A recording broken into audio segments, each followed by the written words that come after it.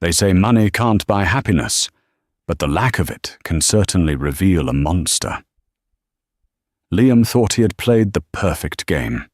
He married a quiet, simple woman, used her for 3 years, and then decided to discard her like yesterday's trash when his career took off. He dragged her to court, intending to leave her homeless and humiliated in front of the entire city. He thought she was a nobody with a mountain of debt. He was wrong. Dead wrong.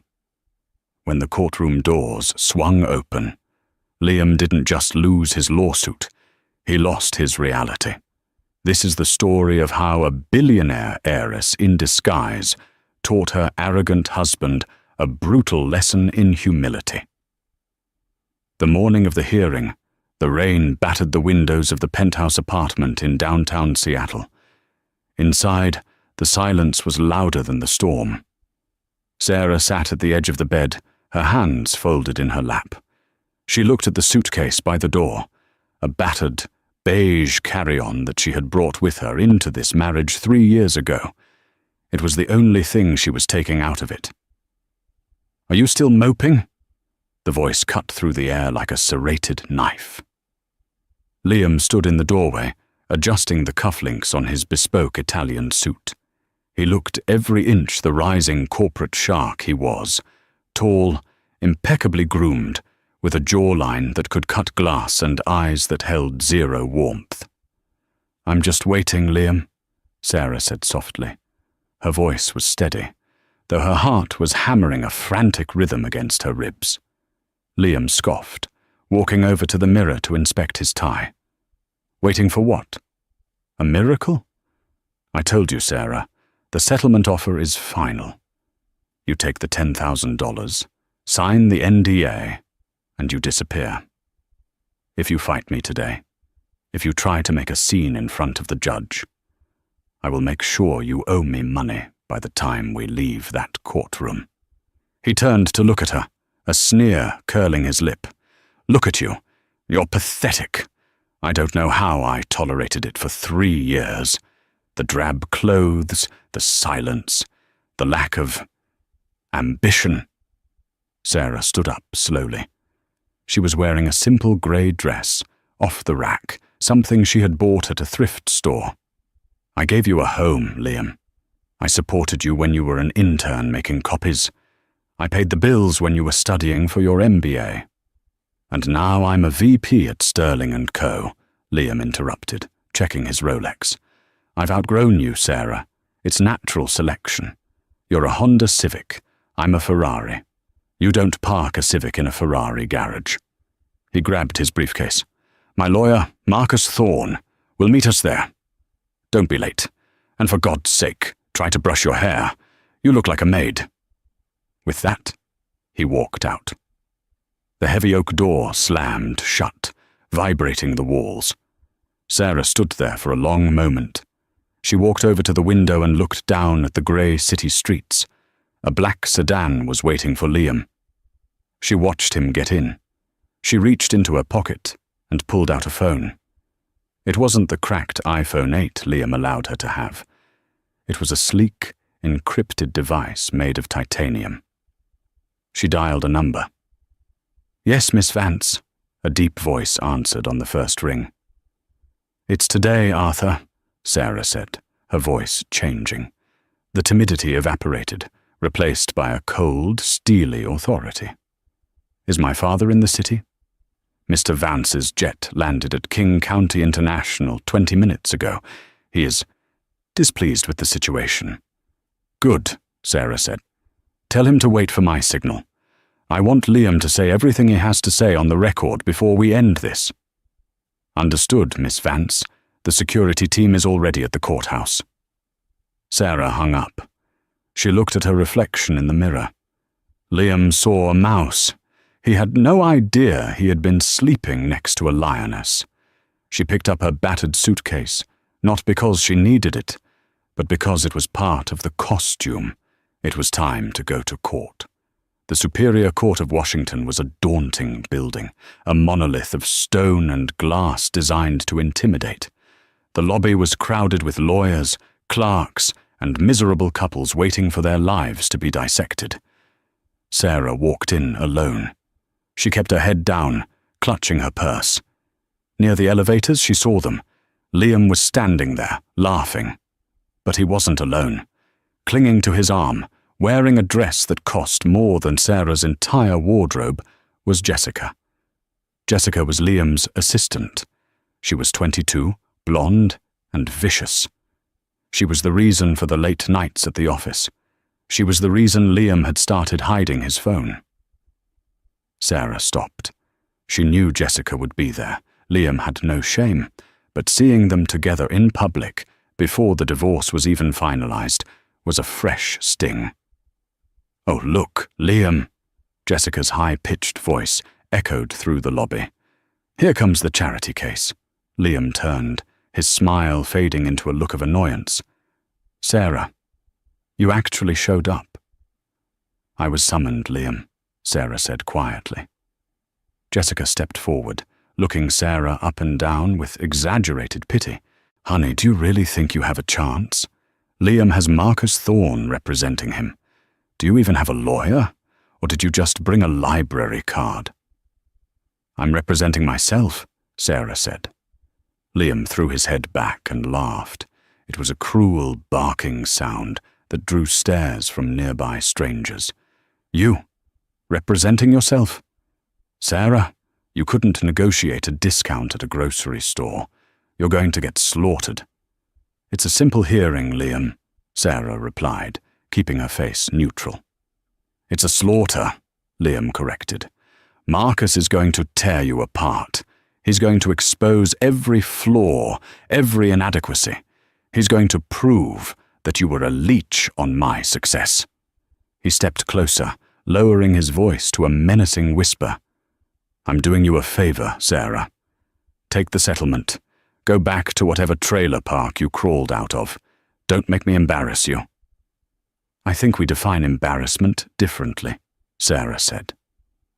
Just then, the elevator doors pinged open.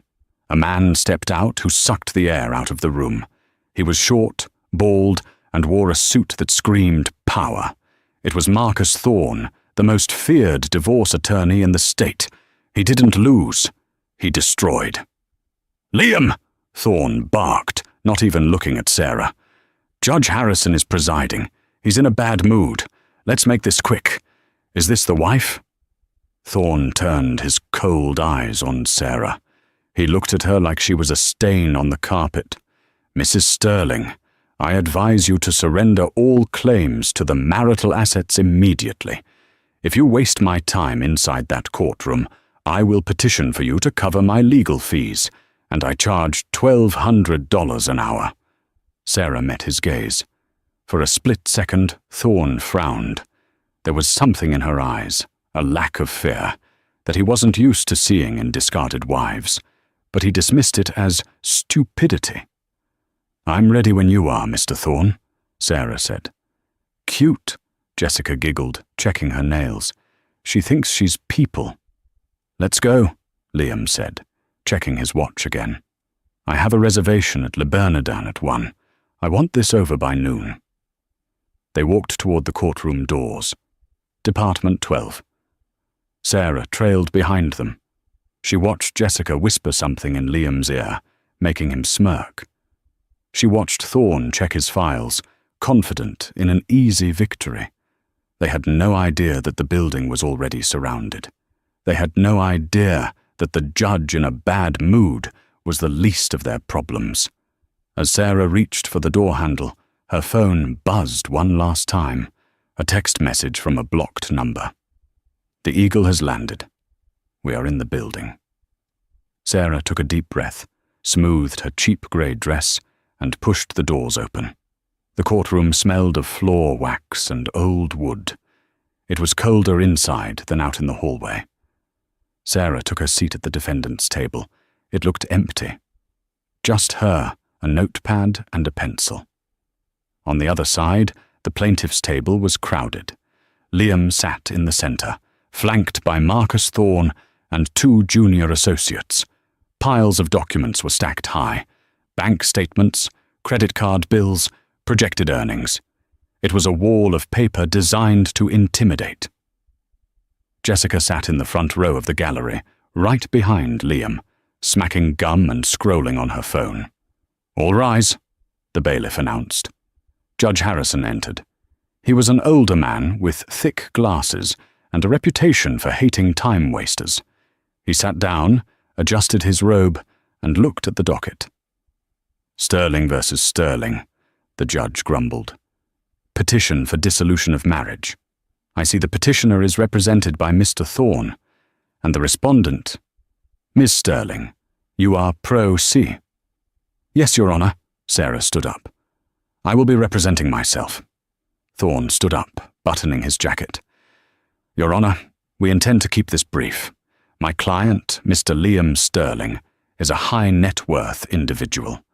The respondent, Mrs. Sarah Sterling, has contributed 0 financial assets to the marriage. In fact, she has been a financial drain. We are asking for a complete enforcement of the separation of assets. Mr. Sterling keeps the apartment, the cars, the investments, and his future earnings. We are offering a one-time goodwill payment of $10,000 to help Mrs. Sterling transition to a life suited to her means." The judge looked at Sarah. "Ms. Sterling, do you contest this?" "I do, Your Honor," Sarah said. Her voice was clear, carrying to the back of the room. "I am not asking for his money. I am asking for what is fair." Liam snorted audibly. Thorne patted Liam's arm to quiet him. "Fair," Thorne chuckled dryly. "Your Honor, fairness is based on contribution. Mr. Sterling works 80 hours a week. He built his portfolio from the ground up. Mrs. Sterling has not held a job in 3 years. She claims to be a homemaker, yet we have records of a cleaning service being paid for by my client. What exactly did she contribute besides spending my client's hard-earned money?" Thorne picked up a document. "I have here credit card statements. Dinners, clothes, groceries. All paid for by Mr. Sterling. Mrs. Sterling brought nothing into this marriage but debt. We believe she married Mr. Sterling solely for financial gain. She is a gold digger, Your Honor. Plain and simple. And a failed one at that." The insult hung in the air. Jessica giggled from the back row. Sarah didn't flinch. She wrote something down on her notepad. "Wait for it." "Mr. Thorne," the judge said, looking bored. "Save the theatrics. Call your first witness." I call the petitioner, Liam Sterling, to the stand. Liam stood up, confident. He walked to the witness box, swore on the Bible, and sat down. He looked at Sarah with a smug grin. This was his moment. He wanted to humiliate her. He wanted to go on record, telling the world how useless she was.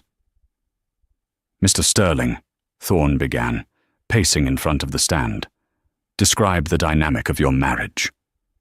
Liam leaned into the microphone. It was suffocating. "I am an ambitious man. I want to build an empire. Sarah is content with mediocrity. I tried to push her.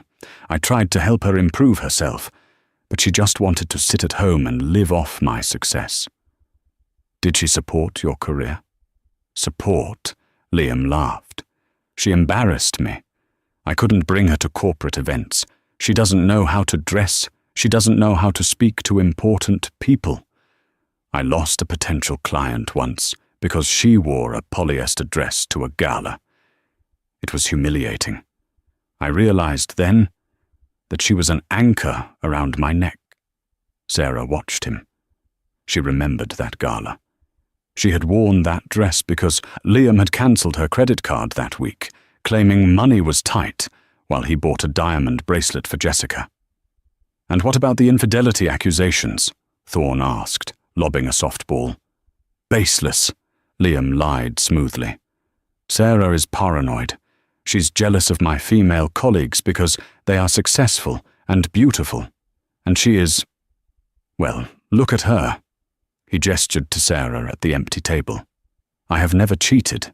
Liam said, looking the judge in the eye. "I simply found intellectual companionship elsewhere, because my wife is incapable of understanding my world." "Thank you, Mr. Sterling," Thorne said. He turned to Sarah. "Your witness." The courtroom went silent. Everyone looked at Sarah, the mouse in the corner. Sarah stood up. She didn't walk to the podium. She stood behind her table. "Mr. Sterling," Sarah said, "you claim you are the sole provider, that you built your empire alone." "That's a fact," Liam shot back.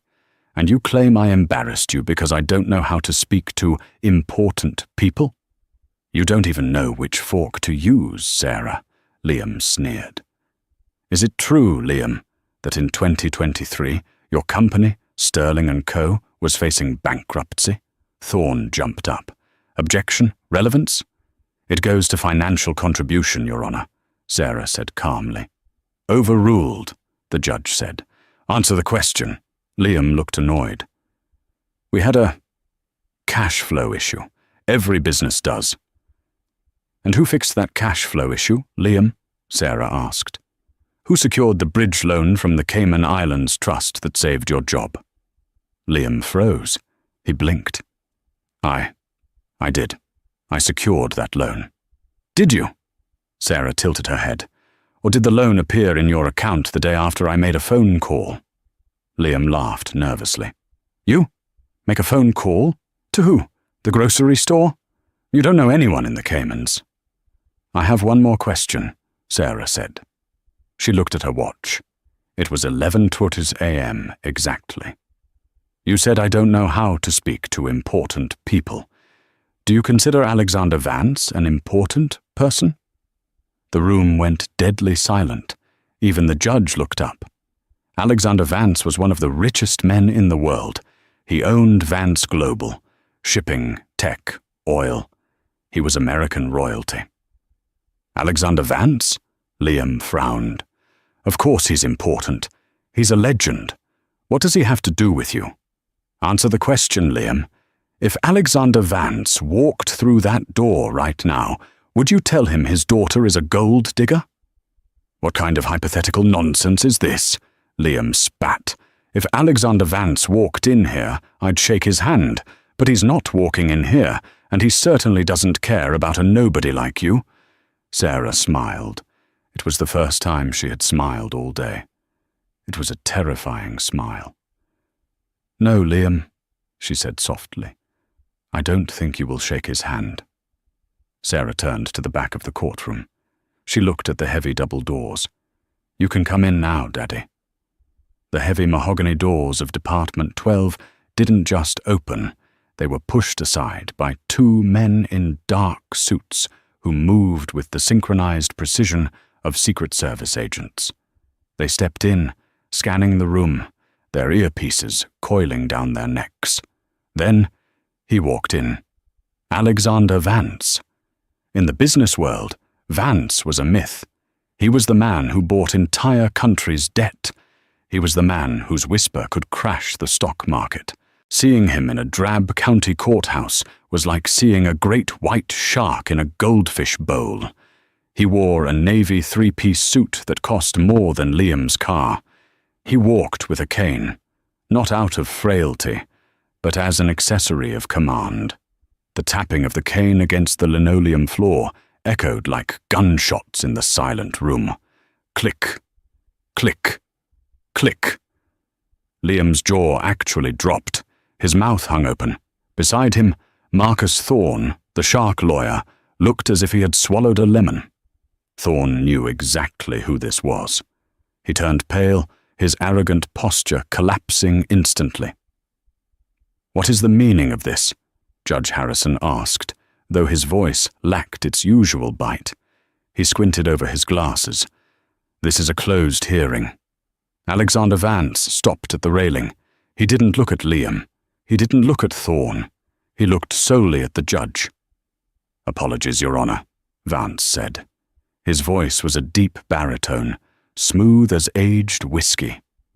"I was informed by my daughter that her character was being assassinated in your courtroom. I thought it pertinent to provide a character witness. Your daughter. The judge looked from the billionaire to the woman in the cheap grey dress. Liam stood up, his face flushing red. Panic and denial were warring in his brain. Objection! This is a stunt. Sarah hired an actor. Look at him. Alexander Vance doesn't have a daughter named Sarah Sterling. Vance finally turned his head. He looked at Liam the way one looks at a cockroach on a dinner plate. She is Sarah Vance, the billionaire said coldly. She took the name Sterling because she was foolish enough to believe you were a man of substance. A mistake I advised her against 3 years ago. Liam laughed, a high, hysterical sound. No way. I've known Sarah for 4 years. She's poor. She counts coupons. She drives a 2015 Honda. Sarah stepped out from behind her table. Her posture had changed. The slump was gone. She stood with the same imperious grace as her father. I drove a Honda because I didn't want you to love me for my Ferrari, Liam, Sarah said. I clipped coupons because I wanted to build a life with you based on partnership, not handouts. I wanted to see if you could love me. Just Sarah, the girl who made you coffee. She walked over to the railing and took her father's hand. Vance kissed her cheek gently. And how did he do, sweetheart? Vance asked. He failed, Daddy, Sarah said, her eyes locking onto Liam's. Spectacularly. Marcus Thorne was frantically typing on his phone, likely Googling Sarah Vance. His face went from pale to grey. He leaned over to Liam and hissed, "Shut up! Sit down! If that is really Alexander Vance, you are in serious trouble." "It's a trick!" Liam yelled, slamming his hand on the table. "You expect me to believe my wife, who asked me for $20 last week to buy groceries, is a billionaire heiress? It's a lie. Judge, I demand this man be removed." Vance sighed. He snapped his fingers. One of his bodyguards stepped forward and placed a thick file on the judge's bench. Birth certificate, Vance listed, trust fund deeds, and a copy of the transfer wire for $5 million sent to Sterling & Co. in 2023 to prevent insolvency. You'll find the sender listed as the Vance Family Trust, authorized by Sarah Vance. The judge opened the file. He adjusted his glasses. He looked at the documents, then at Liam. "Mr. Sterling," the judge said, his voice dropping an octave. "Sit down. Now." Liam collapsed into his chair. He looked at Jessica in the gallery. Jessica wasn't looking at him.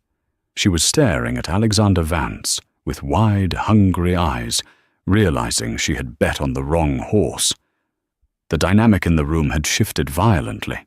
Marcus Thorne, previously the predator, was now sweating profusely. He stood up, buttoning and unbuttoning his jacket nervously. "Your Honor," Thorne stammered. If the respondent is indeed Ms. Vance, this changes the financial discovery. However, my client's main argument stands. He is the primary earner. He built his career. Regardless of her family's wealth, the marital assets created by Mr. Sterling belong to him. Sarah laughed. It was a genuine, amused sound. "Mr. Thorne," Sarah said, taking a step toward the plaintiff's table. "Let's talk about Liam's career. Liam, do you remember how you got your promotion to vice president last year?" Liam glared at her. "I earned it. I landed the Kensington account. It was the biggest deal of the year." "The Kensington account," Sarah repeated. "Lord Kensington, an old British shipping magnate, notoriously difficult, hates young, American hotshots." "I charmed him," Liam insisted. "I sold him on our logistics platform." "You didn't sell him anything," Sarah said. "I invited his wife to tea 2 days before your meeting. We discussed her charity for stray greyhounds. I wrote a check for $50,000 to her foundation on your behalf. That evening, she told her husband to sign with the nice young man whose wife loves dogs." Liam's mouth opened, but no sound came out. And the year before that? Sarah continued, circling the table like a shark. When you were about to be fired for messing up the supply chain data? Suddenly, the CEO decided to give you a second chance. Why? Because he saw my potential. Because my father called him, Sarah said. She looked at Vance. Vance nodded. I told him that if he fired my son-in-law, I would pull my shipping contracts from his firm. He kept you on because he was terrified of me, Liam. Not because you are talented. You are, at best, a mediocre middle manager with delusions of grandeur.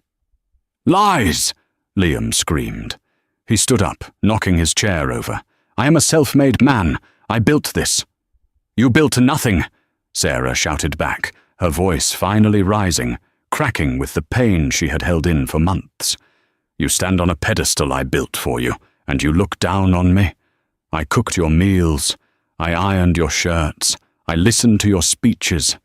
And behind the scenes, I was buying your success to keep your fragile ego intact. And how did you repay me? By sleeping with your secretary and calling me a Honda Civic? She reached into her purse, not the cheap one, but a small clutch she had pulled from the larger bag.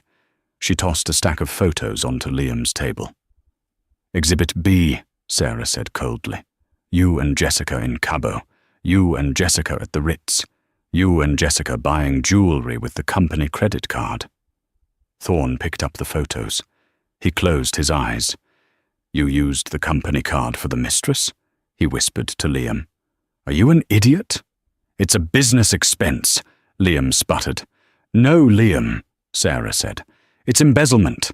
And since I am the majority shareholder of the shell company that owns your firm's debt, I think I'll be pressing charges.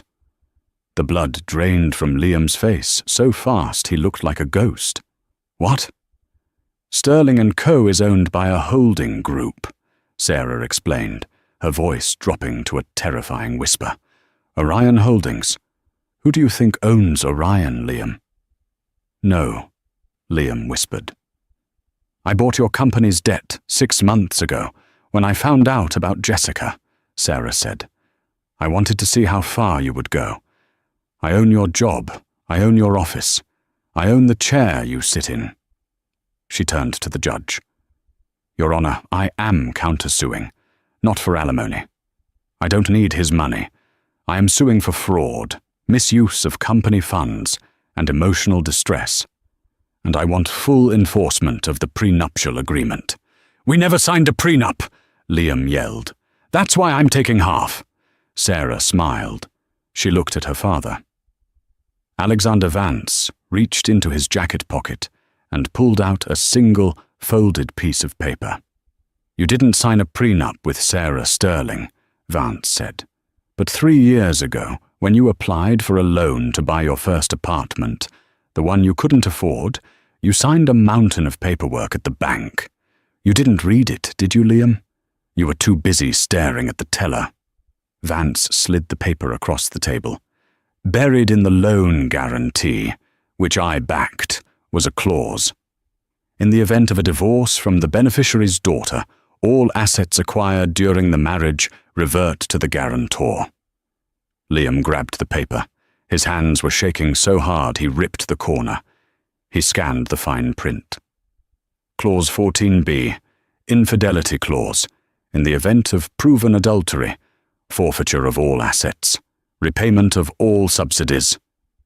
Liam looked up. He looked small. He looked like a child caught stealing candy. You set me up, he whispered. I tested you, Sarah corrected. You failed. The silence in the courtroom was absolute. Even the stenographer had stopped typing, her mouth agape. Then, a chair scraped against the floor. In the back row, Jessica stood up. She smoothed her dress, picked up her designer bag, and started walking toward the aisle. Jessica? Liam turned, his eyes wide. Where are you going? Jessica didn't look at him. She looked straight ahead. I have a nail appointment. A nail appointment? Liam stammered. We have to fight this. You said you'd support me." Jessica stopped. She turned slowly. Her face, usually masked in heavy makeup and a fake smile, was now cold and hard. "Liam," she said, her voice dripping with disdain. "I dated a VP. I dated a guy with a future. I didn't date an unemployed embezzler who's about to get sued by the Vance family." She looked at Sarah. For a moment, there was a flash of fear in Jessica's eyes. "Mrs. Sterling. Excuse me, Miss Vance. I didn't know. He told me you were—" "I know what he told you," Sarah said calmly. "You can go, Jessica, but leave the bracelet." Jessica froze. "What?"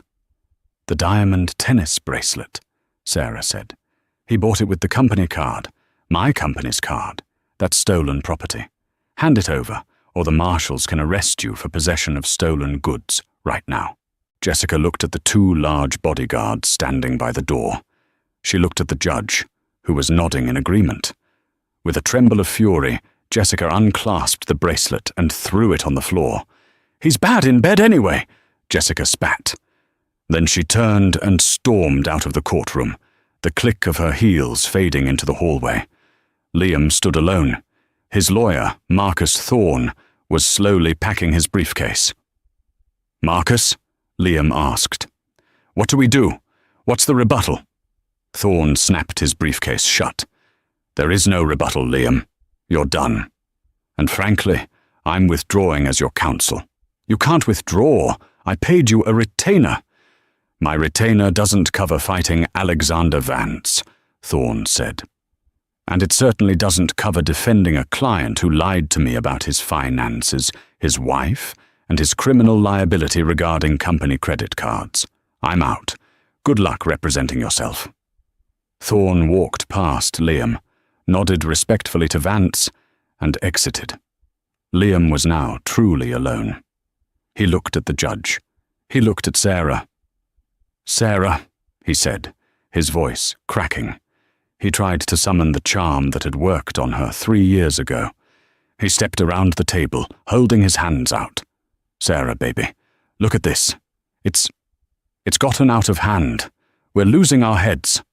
"Stay back," the bailiff warned, hand on his holster.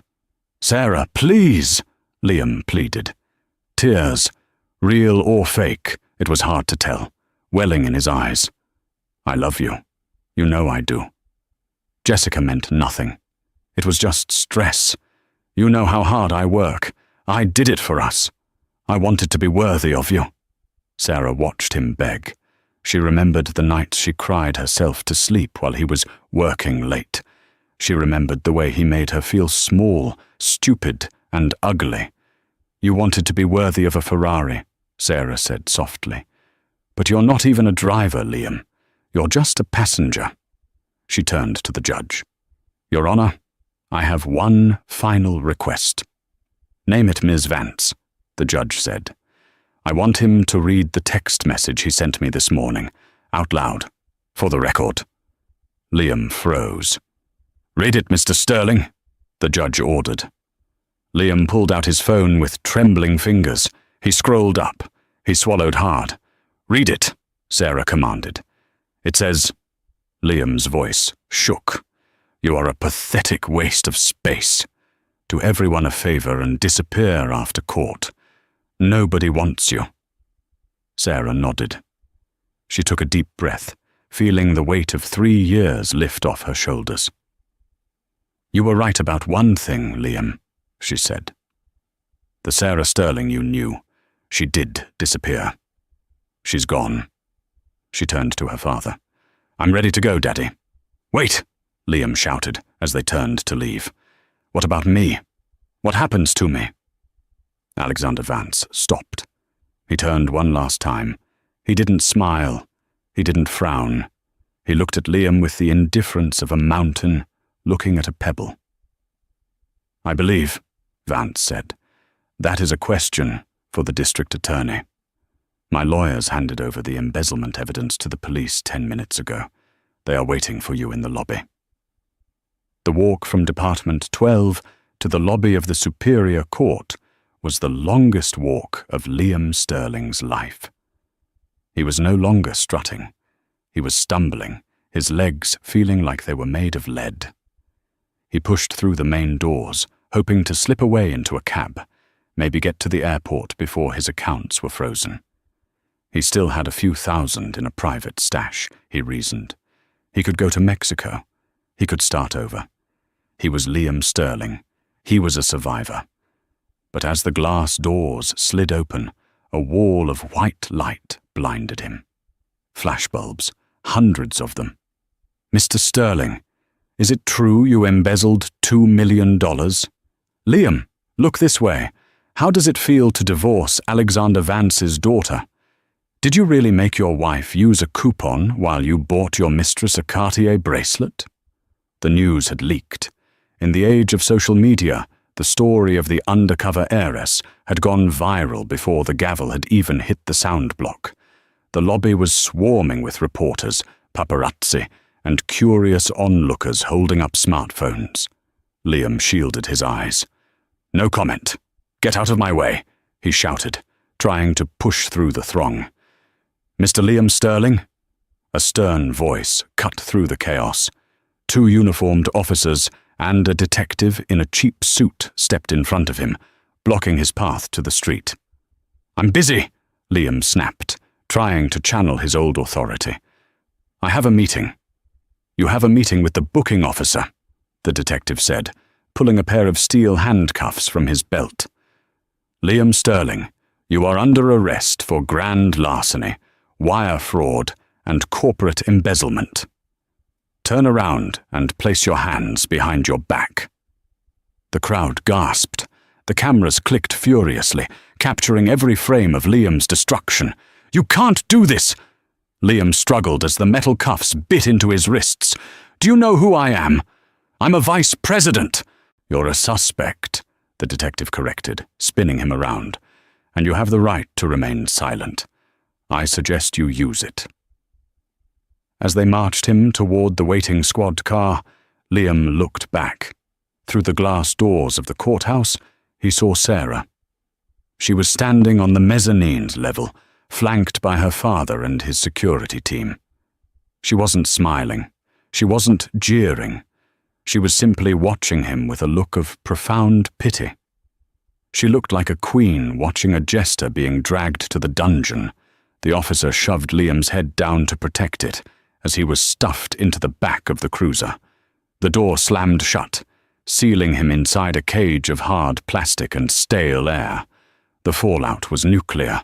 Over the next 48 hours, Liam's life was dismantled with surgical precision. The empire he claimed to have built turned out to be a house of cards. Sterling & Co., under the guidance of the new majority owner, Sarah Vance, released a statement condemning Liam's actions and announcing a full forensic audit. The audit revealed that Liam hadn't just embezzled for jewelry. He had been cooking the books to hide losses on the Kensington deal. He was incompetent, as well as corrupt. Then came the social betrayal. Jessica, realizing her reputation was on the line, went on a popular talk show the very next day. "I was a victim too," Jessica sobbed to the camera, wearing a modest sweater and no makeup. "Liam told me he was single. He told me his wife was crazy and abusive. He manipulated me. I had no idea he was stealing money. I'm just a girl from a small town who fell for a predator." Sarah watched the interview from her father's penthouse, sipping tea. "She's a good actress," Alexander Vance noted, reading the paper. "Do you want to sue her, too?" "No," Sarah said, turning off the TV. "Let her live with the shame. The internet never forgets. She'll be the mistress for the rest of her life. That's punishment enough." Liam's friends, the guys he drank scotch with, the colleagues he bragged to, vanished. His phone, which he was allowed to check once before it was seized as evidence, had 0 messages of support. No lawyers offering to help. No buddies offering bail money. Just notifications from LinkedIn telling him his profile had been flagged for suspicious activity.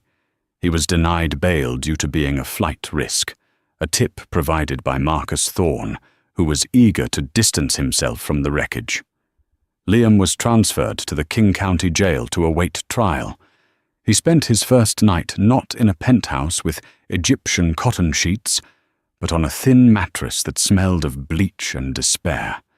He stared at the concrete ceiling, listening to the shouts of other inmates. He closed his eyes and saw Sarah's face. Not the heiress in the designer dress, but the girl in the grey cardigan who used to make him soup when he was sick. The girl he had called a Honda Civic. He realized then, in the cold dark, that he had crashed the only vehicle that was ever going to take him anywhere worth going. 12 months later. The Washington State Penitentiary at Walla Walla was a grey, imposing fortress surrounded by wheat fields. It was a long way from the Seattle skyline. The visiting room was loud, filled with the murmur of conversations and the static of guards' radios. Liam sat on one side of the plexiglass barrier. The year had not been kind to him. The expensive haircut was gone, replaced by a buzz cut. His skin was sallow from a lack of sunlight. He had lost weight, his sharp suit replaced by a baggy orange jumpsuit with a number stenciled on the chest. He looked at his hands, calloused from working in the prison laundry. "Visitor," the guard grunted. Liam looked up, expecting his public defender again. He wasn't expecting her. Sarah sat down on the metal stool on the other side of the glass. She looked radiant. She was wearing a cream-colored trench coat and a silk scarf. Her hair was cut in a stylish bob. She looked younger, lighter, as if a heavy gravity had been turned off. Liam stared at her, unable to speak for a moment. He picked up the black phone receiver. Sarah picked up hers. "Hello, Liam," she said. Her voice was calm, devoid of the anger he had seen in the courtroom. "Sarah," Liam croaked. His voice was raspy. I didn't think you'd come." "I needed to sign the final papers for the sale of the apartment," Sarah said, sliding a document toward the glass, though he couldn't touch it. "And I wanted to see you. One last time." Liam looked at her with hungry eyes. "You look expensive." "I look happy," Sarah corrected. "There's a difference." Liam let out a shaky breath. "It's hell in here, Sarah. You have no idea. The food, the noise. I'm an educated man. I don't belong here. You committed fraud, Liam. You stole $3 million. This is exactly where you belong," Sarah said, stating it as a fact, not an insult. "I'm sorry," Liam whispered, leaning his forehead against the glass. "I know it doesn't mean anything now, but I am. I was stupid. I was arrogant. I had everything with you, and I threw it away for what? For people who didn't even show up to my trial." "I know," Sarah said. Is there any chance?" Liam looked up, a spark of his old manipulation trying to ignite. "Sarah, you have power. Your father has judges in his pocket. You could get me a reduced sentence. Maybe a transfer to a minimum security camp? Please, for the sake of what we had." Sarah looked at him, and for a second she felt a pang of sadness. Not for him, but for the memory of the man she thought he was. "What we had was a lie, Liam," she said softly. "I loved a version of you that didn't exist. I loved the potential I saw in you. But you didn't love me. You loved the idea of owning me. And when you thought I was worthless, you tried to throw me away." She paused, her eyes hardening slightly. "I didn't come here to save you. I came here to thank you." Liam blinked. "Thank me?" "Yes," Sarah said. "For 3 years I hid who I was. I played small because I didn't want to intimidate you. I dimmed my light so you could shine. But when you dragged me to that court, when you tried to destroy me, you woke me up. You forced me to stop hiding. You forced me to be a Vance again." She stood up. I'm running the foundation now, Liam. We're providing legal aid to women going through high-conflict divorces. We're helping Honda Civics fight against Ferraris. You inspired that.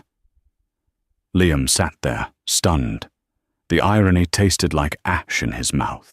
His cruelty had created the very weapon that destroyed him and was now saving others. Don't go, Liam pleaded, panic rising in his chest. Sarah, please, I have nobody. Jessica never wrote. My parents won't take my calls. You're the only one who knows me. I knew a man named Liam, Sarah said, hanging up the phone receiver. But he died the day he walked into that courtroom. She placed her hand on the glass for a brief second, a gesture of final goodbye. Goodbye, Liam. Sarah turned and walked toward the exit. The heavy steel door buzzed open. Liam slammed his hand against the glass. Sarah! Sarah! But she didn't look back. The door clanged shut, leaving Liam alone with his reflection in the plexiglass. A reflection of a man who had won the lottery and tore up the ticket. 2 years later, the winter air in New York City was biting. But inside the grand ballroom of the Pierre Hotel, the atmosphere was warm, golden, and smelling of expensive perfume and triumph. Sarah stood at the mahogany podium, looking out at a sea of faces. There were 500 people in the room, senators, tech moguls, fashion icons, and every single one of them was silent, hanging on her every word. We often think of rock bottom as the end, Sarah said, her voice clear and amplified, devoid of the tremor that used to haunt her. She wasn't wearing grey anymore. Tonight, she wore a gown of emerald green silk that draped over her like liquid armor. But in my experience, rock bottom is the solid foundation on which you rebuild your life. The Vance Sterling initiative was born from a moment of destruction. Tonight, thanks to your generosity, we have raised $12 million to provide top-tier legal defense for women who are being financially silenced. The applause that followed was not polite. It was thunderous. It washed over her, a physical wave of validation. As she stepped down from the stage, the crowd parted for her. 2 years ago, she had been invisible, a Honda Civic parked in the back of the lot. Now, she was the engine driving the room. You have a hell of a stage presence, kid, a deep voice rumbled. Sarah turned to see her father, Alexander Vance, leaning on his cane near a pillar. He looked older, his hair fully white now, but his eyes were sharp. He handed her a glass of sparkling water. He knew she didn't drink champagne when she was working. I learned from the best, Sarah replied, taking the glass. Vance looked at her, his expression uncharacteristically soft. You know when you married him? I was terrified. I thought you were too soft for this world, Sarah. I thought he would break you, and I'd have to pick up the pieces. He did break me, Daddy, Sarah said, her gaze drifting to the chandeliers above. But that's the thing about breaking. It lets the light in. I didn't need you to pick up the pieces. I needed to rearrange them myself. Vance nodded, a look of profound respect crossing his face. He touched her arm. I'm proud of you. Not because you're a Vance, but because of who you've become in spite of it. Sarah squeezed his hand, then excused herself. She needed a moment of air. The adoration of the crowd was intoxicating, but also exhausting. She wove through the tables, politely declining 3 requests for interviews and 2 marriage proposals from hedge fund managers who looked at her portfolio rather than her face. She stepped out onto the terrace. The noise of the gala faded into a muffled hum behind the thick glass doors.